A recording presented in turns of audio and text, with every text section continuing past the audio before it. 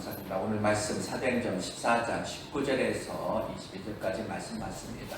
말씀의 제목은 복음의 길이라고 말씀으로 잠시 나누는데 그래도 그냥 우리 광고 시간이 안 했는데 우리 황재희 권사님 오늘 안 보이잖아요. 또 왜 안 나오셨나 또 하실까봐 그냥 미리 말씀드립니다. 우리 황재희 권사님이 어저께 지금 태안에 남동생이 갑자기 쓰러져가지고 병원에 지금 입원해가지고 어저께 급하게 지금 태안으로 자매 형제들이 이렇게 함께 지금 내려갔습니다. 그래서 오늘 잠깐 못 가시는 것 같아요. 그리고 이렇게 그냥 우에 보니까 유아실에도 오랜만에 우리 하윤이도 오고 온 것 같아요. 너무나 감사하고 함께 예배드리게 됨을 여러분과 예배드리게 됨을 진심으로 감사 말씀드리겠습니다. 오늘 말씀 듣기 전에 우리 옆에 사람하고 인사 한번 합니다.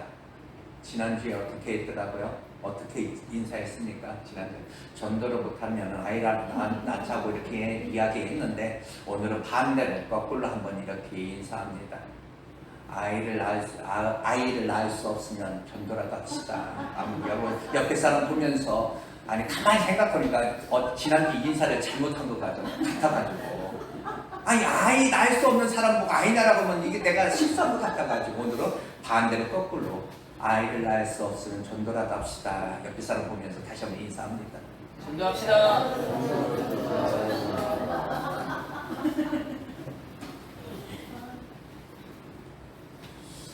3주째 그냥 계속 이 전도에 있어서 복음에 대해서 그냥 말씀을 하고 있습니다.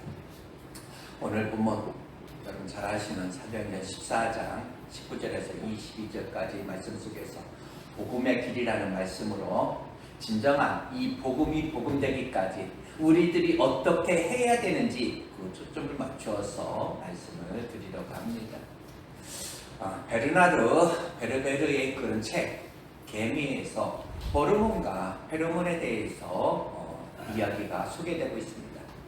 인간이 두려움이나 어떤 즐거움이나 이렇게 느낄 때 어떤 분노를 느끼게 되면 내분비 이 안에서 어떤 내분비 샘이 이 호르몬이 작용을 한대요. 인간의 몸 안에서 호르몬이 그 호르몬은 인간의 몸 내부에 영향을 끼치게 됩니다. 이 호르몬은 대신에 외부와는 교류하지 않죠. 내 몸 안에서만 그것이 호르몬이 순환되어서 인간에게 감정을 일으키게 됩니다. 그래서 때로는 갑자기 심장박동이 빨라지기도 하고 식은땀이 갑자기 땀이 나기도 하고 얼굴이 찡그러지기도 하고 울기도 하는 것 이런 것이 해당이 됩니다. 하지만 개미라는 동물이 있습니다. 이 개미는 같은 경우 어떤 두려움이나 즐거움이나 어떤 분노를 느끼게 되면 이 호르몬이 몸 내부에서 순환할 뿐만 아니라 몸 밖으로 나가서 어떻게 다른 개미들에게 영향을 준다라고 이야기합니다. 이렇게 몸 밖으로 나가는 이 호르몬을 페로호르몬 또는 페로몬이다 이렇게 이야기합니다. 페로몬을 사전에서는 동물의 어떤 체내에서 생산되는 그런 생산되는 것을 체외에 방출하는 것으로 이 같은 종류의 어떤 개체들 사이에서 특별한 어떤 행동이나 어떤 생리작용을 일으키는 그런 물질이다 이렇게 이야기합니다. 즉 어떤 얘기냐?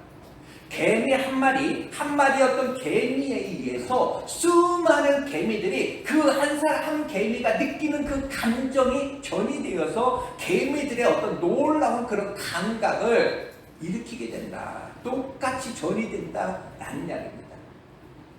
우리는 무엇을 여러분들은 전하면서 여러분들은 살아가시는지 주님에게서 받은 은혜를 내 안에 가두기만 하면 안 된다.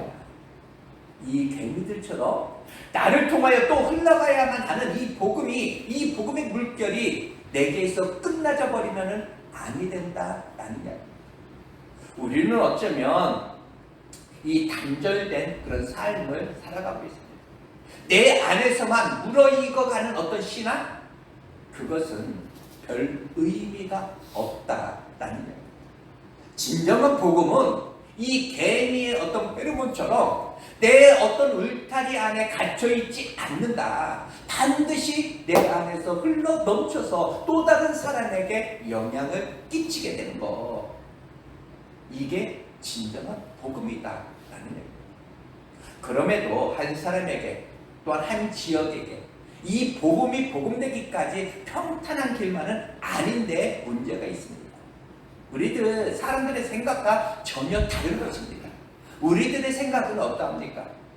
만약 내가 하고 있는 이 일이 하나님의 일이라면, 이 일이 정말로 복음을 위한 그런 일이라면 적어도 하나님께서 모든 것을 예비하고 또한 축복해야 되는 것 아닌가? 우리는 이렇게 생각을 합니다. 우리가 이 길을 내가 가고 있고 내가 수고하면 적어도 하나님께서 모든 문제를 해결해 주셔야 되는 것 아닌가. 이것이 우리의 바람이지만 오늘 성경은 그렇게 말하지 않습니다. 처음부터 이 복음이 복음되는 원리는 무엇이었느냐? 하나님이 사람이 되셨습니다. 말씀으로 어떤 영으로 어떤 시간 밖에 계셔야 될 그분이 이 시간 안으로 육신의 몸을 입고 이 땅에 오셨습니다. 자기 백성을 죄에서 구원할 자란 그 이름을 가지고 이 땅에 오셨습니다. 그 예수는 동정녀 마리아를 통해서 오셨고 그리고 고난받으셨고 십자가에 죽으셔야 했습니다. 바로 그분이 누구냐? 하나님입니다. 바람과 어떤 풍랑을 잠잠케 하신 그분, 죽은 자를 살리셨던 그분, 바로 그분이 고난의 터널을 스스로 걸어가셨습니다. 바로 이 복음이 복음되는 것은 절대로 저절로 되어지지 않는다. 철저하게 어떤 대가를 지불하고 복음이 복음되는 것입니다. 이 복음에 대하여 세상에서는 정말 우리 안에서는 그 값을 치를 수가 없습니다. 우리가 그 값을 어떻게 그 값을 치러야 될지, 예수님으로 그 값을 치르셨으니 그 복음, 이 복음의 값어치는 어느 정도냐? 예수님 짤이다. 우리는 이렇게 이야기합니다.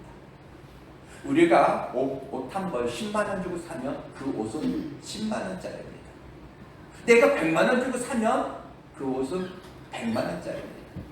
저와 여러분이 입고 있는 이 복음은 세상의 그 어떤 것으로도 값을 치를 수가 없어서 우리는 이렇게 다시 한번 표현합니다.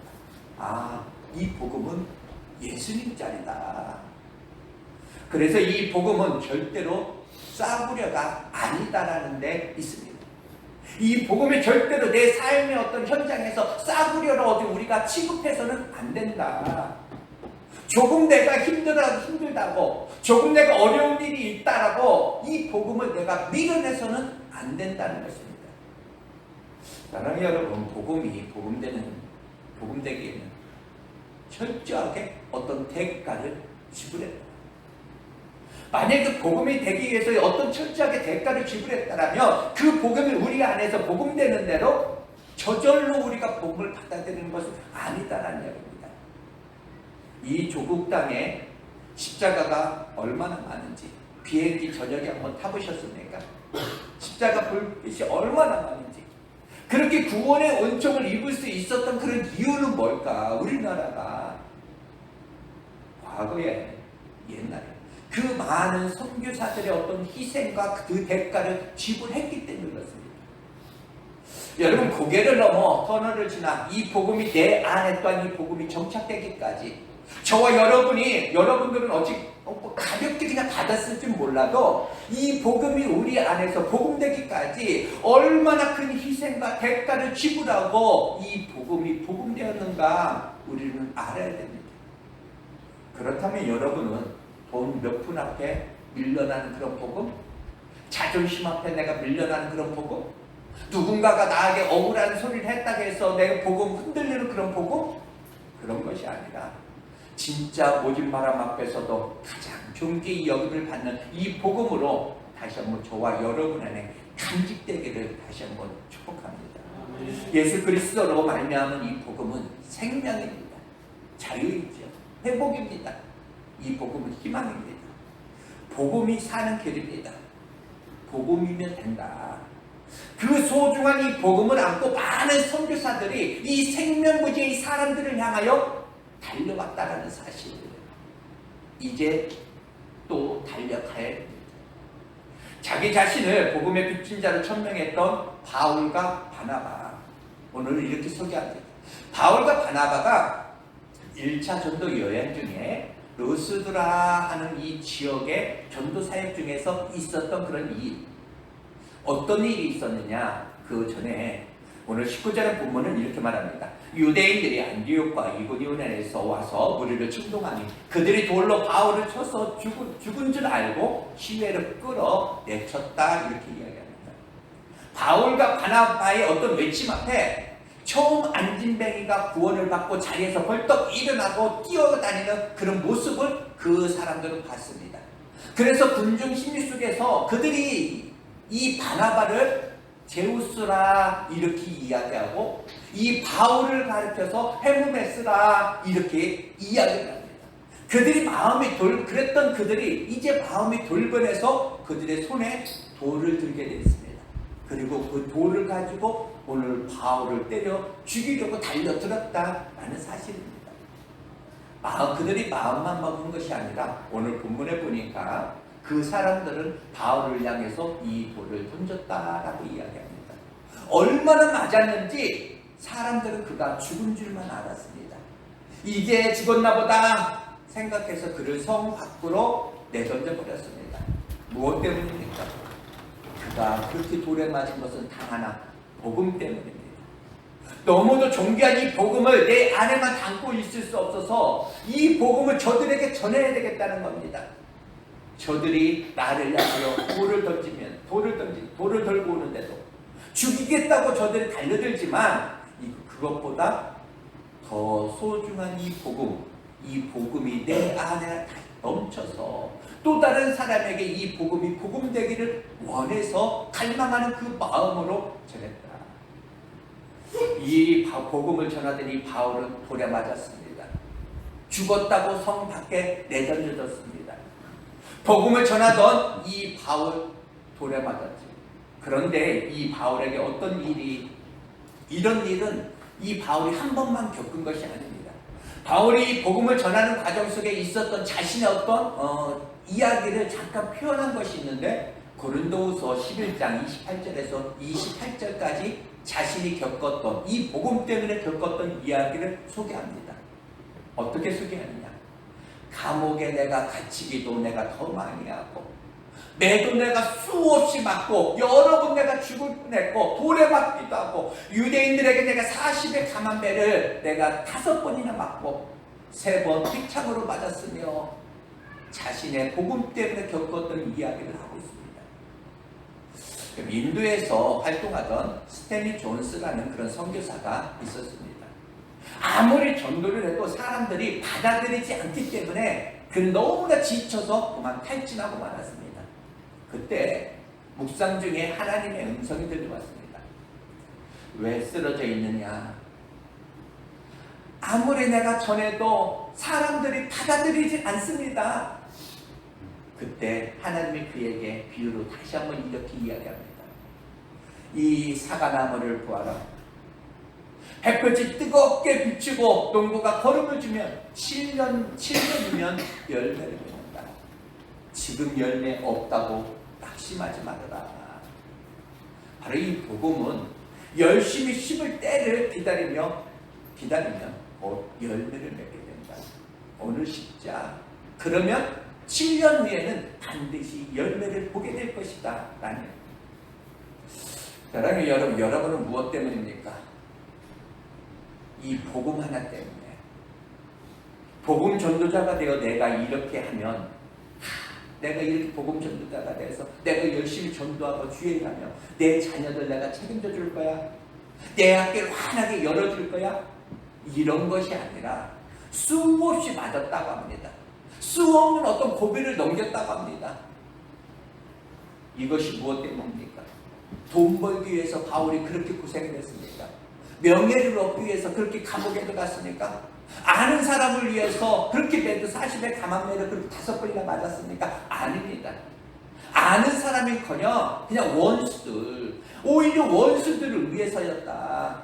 자기를 핍박하고 저주하고 도를 들었던 그런 사람들, 그들을 향하여 이 바울은 달려가는 것입니다. 복음이 복음되는 게 이런 험난한 과정을 통해서라도 반드시 전해져야 되는 것은 바로 복음입니다. 복음은 우리에게 주어질 때도 고난과 고통과 어떤 희생을 통해서 복음이 되었고, 이 복음이 우리에게 전해질 때 많은 선교사들의 어떤 희생과 함께 복음이 전해졌습니다. 또한 이 복음이 또 다른 사람에게, 그 누군가에게 향할 때도, 전파될 때도 역시나 똑같이 어떤 희생을 먹고서 이 복음이 전파되게 되어 있다라는 겁니다. 다시 한번 말씀드립니다. 누가 몇 마디 말 좀 했다고, 손해 당했다고, 내가 조금 고통이 있고 문제가 있다고 언제나 복음이 밀려나는 그런 싸구려로 취급받아서는 안 된다.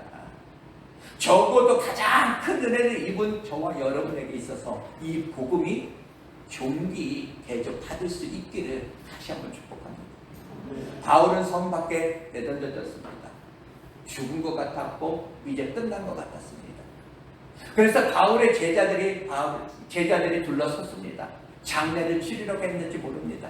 돌에 맞아서 상하고 찢기고 피범벅이가 된 이 바울, 그런데 벌떡 일어나 그가 소개하고 있습니다. 여러분, 이 복음이 복음되는 원리, 철저하게 희생을 근거로 복음이 완성되었고, 또한 복음으로 전해지는 그런 길도 철저하게 어떤 희생을 먹고 이 복음이 전해졌으니 절대로 저절로 복음이 전해지는 것은 아닙니다.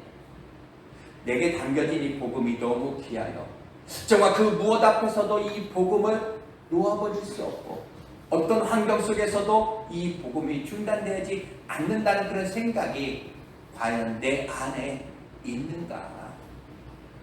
방금 전에 돌에 맞아 죽게 되었던 이 바울, 벌떡 일어나서 제일 먼저 한 것이 여러분은 무엇이라 생각하십니까?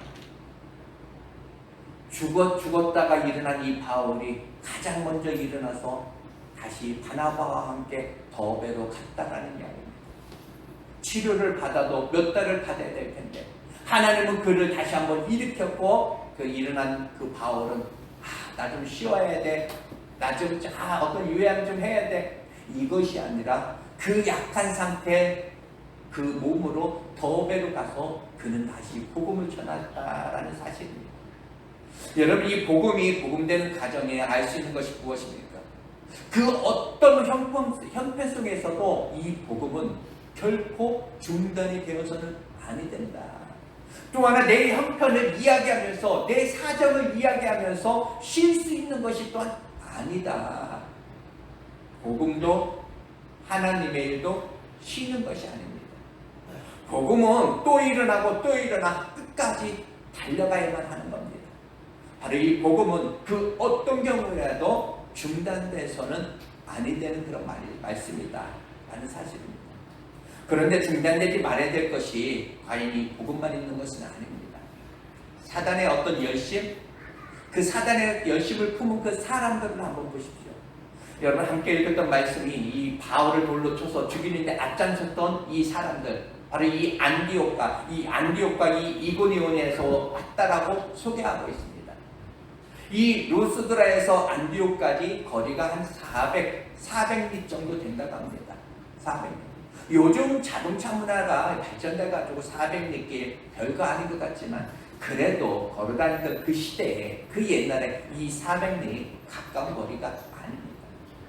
놀랍게도 저들이 이 바울을 통해서 이루어지고자 하는 어떤 그 하나님의 뜻을, 이 복음을 방해하고자 하는 그런 열심으로 그 먼 거리까지 쫓아왔다라는 이야기입니다. 단순히 어떤 바울만은 아닙니다. 복음을 방해하는 그런 강귀한 어떤 사단의 그 방해입니다. 복음이 복음되는 길을 반드시 이런 방해의 어떤 무리들이 꼭 있다라는 이야기입니다. 사도 바울이 걸어왔던 복음의 사역길은 어떤 비단길 그런 것이 아닙니다. 광야의 어떤 위험, 바다의 어떤 위험, 신의 어떤 위험, 강도의 위험, 심지어 거짓 형제의 위험도 있었다라고 표현하고 있습니다.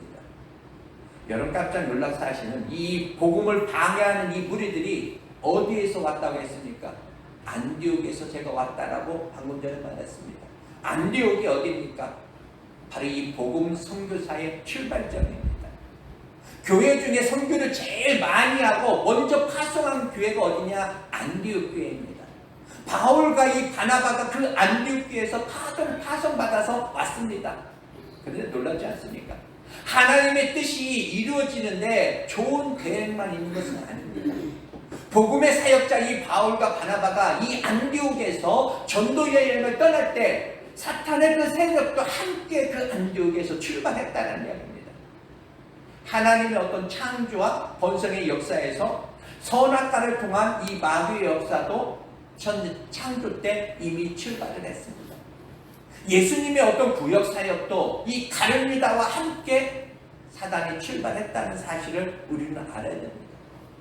바로 이 복음 선교, 이 선교의 출발지인 이 안디옥에서 하나님을 통한 바울과 바나바가 파송이 될 때 보이지 않는 가운데 이 사탄은 그 복음을 방해하기 위해서 이 바울을 죽이는 데 앞장선 그 사람들이 그곳에서 또한 파송되었다라는 사실입니다. 성도님들은 이 사단이 잠깐 내가 방해하고 말해야지, 잠깐만 내가 했다가 그만두겠지, 이렇게 방심하면 안 됩니다. 저들의 각오가 어느 정도인지 아십니까? 사도행전 23장 12절에서 13절에 보면 바울을 죽이기 전에는 먹지도 아니하고 마시지도 아니하고 이렇게 동맹한 무리가 40명이나 된다라고 이야기하고 있습니다. 여러분 놀라지 않지? 여러분 놀라는 사람이 없지요. 놀랄 사람이 없는 것 같아요.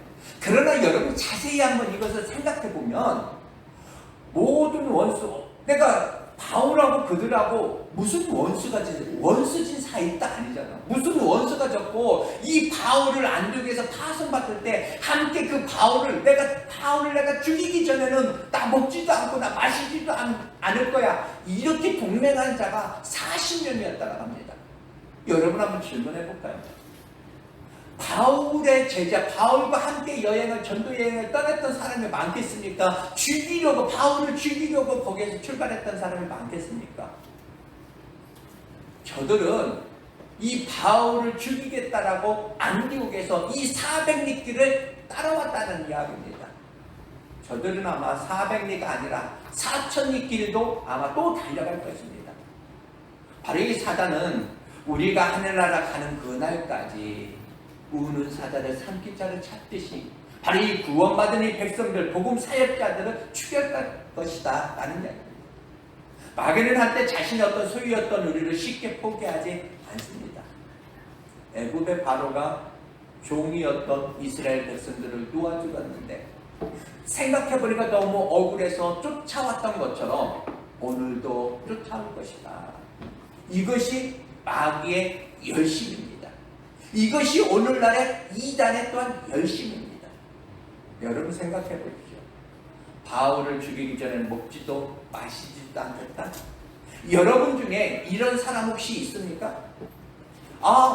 내가 저 사람 전도하기 위해서, 전도하기 전에는 나 먹지도 마시지도 않겠다, 이렇게 결단하고 각오한 사람 있습니까? 혹시 모르죠? 우리 김민환 권사님이 옆에 새로 오신 분들 모셔오셨는데 나 마시지도 않고 먹지도 않고 그런 결단으로 굶으면서까지 저분들을 모셔오셨는지 모르겠습니다. 잘 먹었습니다. 잘 먹었어요? 잘 먹었대요. 그렇지만 오늘 이 말 듣고 요 세 분이 또 다음 주에 안 오면은 우리 권사님 또 굶을 수도 있어. 나도 잘못 생각했구나. 내가 굶어서라도 내가 저분들 내가 데려와야지.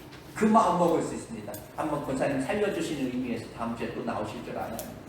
근데 이 바울을 죽이기 전에 먹지도 마시지도 않겠다. 이것이 마귀의 열심이었다. 놀라운 것은 그들은 처음부터 예수님을 그렇게 죽였습니다.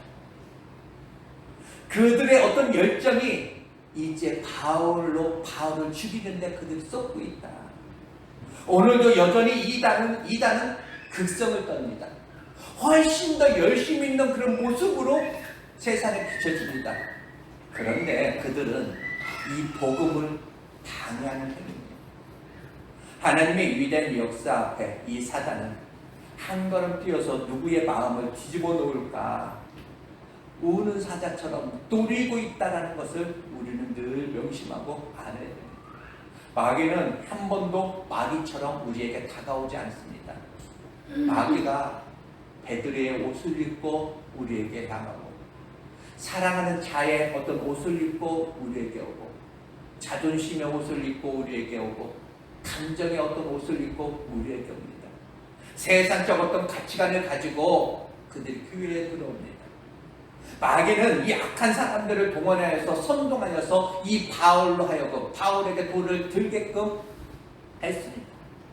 바로 이 사단은 언제나 선동하는 말하는 우리로 만들어버립니다. 그렇게 해서 그의 부흥을 가로막고 또한 성도들의 어떤 축복을 가로막습니다. 복음 사역을 중단하게 하죠.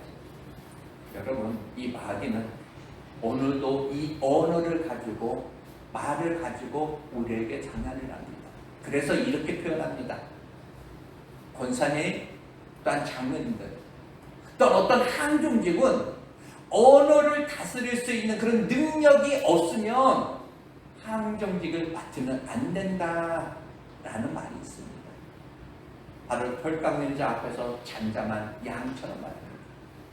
양을 잡을 때 묶을 것도 없다라고 합니다. 그냥 뒤집어 놓고 턱을 딱 잡고 그냥 양을 잡는다고 합니다. 그럼 이 양 정하지도 않는데요. 묶어놓을 필요가 없습니다. 비명도 안 지른대요. 그냥 죽어간다고 합니다. 그 모습이 바로 우리 주님의 모습이었습니다.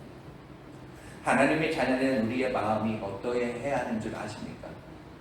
복음을 가슴에 품은 이 바울, 죽은 가운데서도 벌떡 일어난 이 바울, 다 죽었다고 내던져졌던 이 바울, 벌떡 일어난 이 바울이 21절에 보면 다시 루스드라와 이고니온에 갔다 라고 이렇게 이야기합니다. 바로 이 루스드라, 이 이고니온이 어디입니까? 바울을 돌로 쳤던, 사망 직전까지 이르게 했던, 몰고 갔던 그곳이 바로 이 루스드라, 이곳입니다. 이고니온은 두 사들을 더 이상 견딜 수 없을 정도의 어떤 핍박했던 그런 곳입니다. 여러분이라면 이곳에 다시 들어가고 싶겠습니까? 두렵지 않겠습니까? 그런데 바울과 바나바는 다시 들어갔습니다. 자신들의 어떤 생명보다 그곳에서 살아야 할 그 영혼이 있기 때문에 누가 무엇이라 해도 바로 이 하나님의 뜻이면 들어가는 겁니다. 이것이 우리들의 가슴에 다시 한번 불을 붙여야 하는 그런 이유가 아닌가 생각합니다. 여러분 아시죠? 이 바울은 완전한 그런 상태가 아니라 원래 가지고 있던 어떤 질병이 있었습니다. 또 거기에 밤이 맞도록 돌에 맞아서 두들겨 맞았던 정말로 힘든 그 몸입니다. 그런데도 그 바울이 복음을 가지고 가는 데 있어서 그 어떤 것도 그 걸음을 가로막지 못했다는 사실, 그의 어떤 약함도, 그의 어떤 고통도 막지 못했습니다. 하나님께서 감당할 수 있게 하셨지요. 바울은 맞아 죽었는데, 본인 어떤 질병도 있는데 그 질병 때문에 복음이 중단되어야 하고, 어떤 내가 지금 몸이 지금 현재 힘드니까, 무슨 일이 있으니까 복음이 중단되어야 하고, 이것은 하나님의 일이 아닙니다. 내 형편과 전혀 상관없이 나는 죽어도 계속 이 복음이 전파해야 한다. 여러분 안에 있는 이 복음은 누가 말 좀 한다고 가다가 중단하고, 여러분 안에 있는 이 복음은 정말 환경이 조금 어렵다고 가다가 쉬고, 그런 정도의 어떤 복음입니까? 조금 어렵다고 나 교회 못 가. 조금 힘들다고 나 오늘 예배 못 드려. 이런 정도입니까? 다시 말씀드리면 저와 여러분 안에 있는 복음, 그 복음은 예수님 자리입니다. 그 무엇이라도 양보할 수 없고 포기해서는 안 되는 복음. 여러분이 바울을 능하게 하신 그 주님이 끝까지 능하게 하실 것을 다시 한번 믿고, 주여 우리 교회를 통하여 복음이 복음되게 하소서. 다시 한번 기도하면서 쏟아드릴 만한 그런 영성이 다시 한번 우리 여러분 모두 안에 다시 한번 있기를 축복합니다. 오늘도 얘야 복음이 복음되는데 내가 죽었어. 얘야 너희에게 복음이 복음되기까지 얼마나 많은 희생의 대가를 지불했는지 몰라. 얘야 너를 통하여 또 다른 사람에게 흘러가야 하는 이 복음은 결코 쉬운 일이 아니야. 그런데 네가 그 사명을 감당해라. 오늘 주님의 마음이 아닐까. 복음은 힘들다, 어렵다, 쉬는 것이 아니라 끝까지 가야 하는 길임을 다시 한번 기억하면서, 주여 나를 능하게 하신 주님께서 모든 것을 감당케 하여 주옵소서 기도하면서, 여러분 안에 가슴속에 있는 이 복음, 그 어떤 곳이라도 매인바되지 않고 중단되지 않고 끊임없이 그 복음이 흘러 넘칠 수 있기를 다시 한번 축복합니다. 여러분은 이 세상에서 가장 귀한 것을 가슴에 품은 사람들입니다. 잠시 기도하겠습니다.